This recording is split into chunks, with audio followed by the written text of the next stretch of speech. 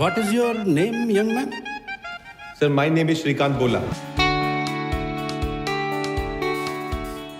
বলিউড অভিনেতা রাজকুমার রাও অভিনীত সিনেমা শ্রীকান্ত মুক্তি পেয়েছে 10 মে।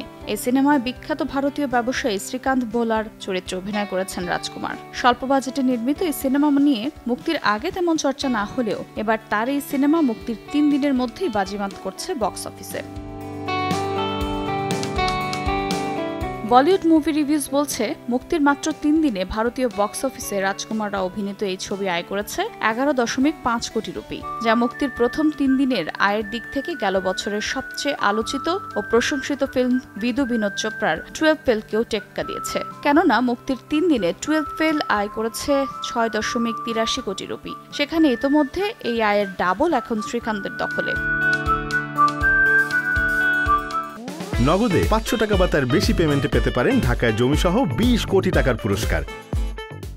এদিকে মুক্তির আগেই এই সিনেমা নিয়ে নির্মাতারা নতুন উদ্যোগ নিয়েছে, যা নিয়ে সব ক্ষেত্রে প্রশংসা পাচ্ছে এটি। সিনেমাটি যাতে দৃষ্টি প্রতিবন্ধীরাও সমানভাবে উপভোগ করতে পারেন, এজন্য নতুন প্রযুক্তির সহায়তা নিয়েছেন নির্মাতারা সিনেমাটির সঙ্গে একটি অডিও প্রকাশ করছেন, যা দৃষ্টিহীন প্রতিবন্ধী দর্শকদের জন্য বিশেষভাবে প্রস্তুত করা হয়েছে।